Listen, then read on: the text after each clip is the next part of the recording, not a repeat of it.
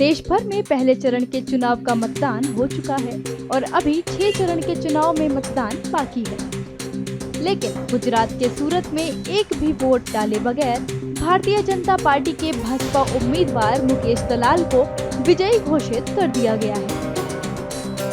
वहीं गुजरात के भाजपा अध्यक्ष CR पाटिल ने उन्हें जीत की बधाई भी दी है। दरअसल कांग्रेस उम्मीदवार नीलेश कुंबानी का नामांकन चुनाव आयोग ने खारिज कर दिया था। उनकी उम्मीदवारी इसलिए खारिज की गई थी क्योंकि उनके 3 प्रस्तावकों ने जिला निर्वाचन अधिकारी को एक हलफनामे में दावा किया था कि उन्होंने उनके नामांकन पत्र पर हस्ताक्षर नहीं किए हैं।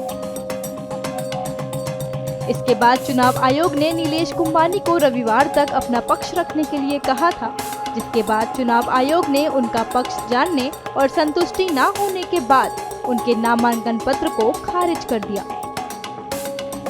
आपको यह भी बता दें कि अन्य निर्दलीय उम्मीदवारों ने भी अपना नामांकन वापस ले लिया था, जिसके बाद भाजपा उम्मीदवार मुकेश दलाल को चुनाव आयोग ने विजयी घोषित कर दिया।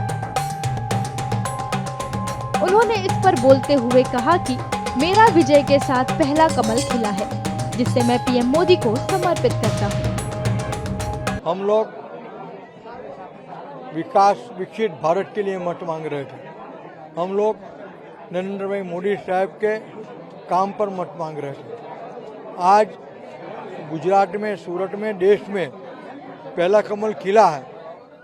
मैं ये कमल आदरणीय प्रधानमंत्री और विश्व पुरुष श्री नरेंद्र भाई मोदी साहब के चरण कमलों में अर्पण करता हूँ।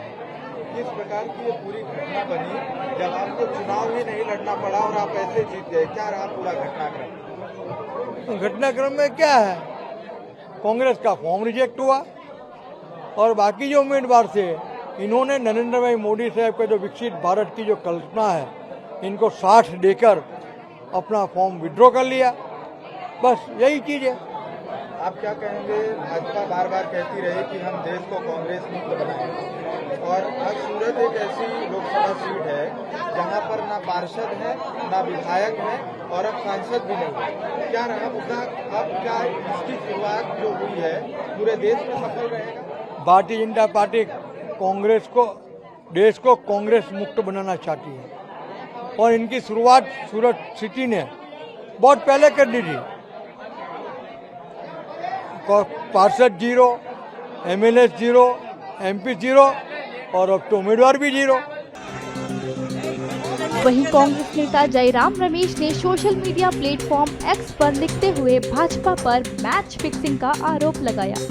उन्होंने लिखा, 7 मई 2024 को मतदान से लगभग 2 सप्ताह पहले 22 अप्रैल 2024 को सूरत लोकसभा सीट से भाजपा उम्मीदवार को निर्विरोध निर्वाचित घोषित किया गया।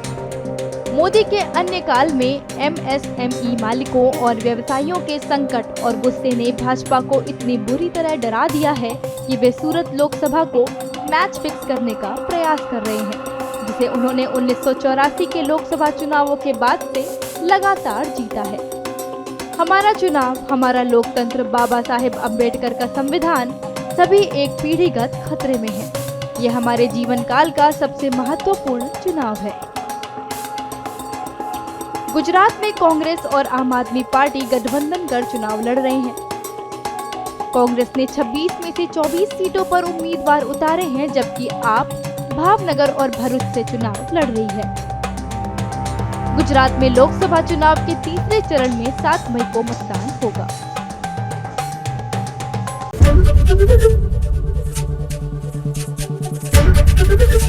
ABP गंगा, खबर आपकी, जुबान आपकी।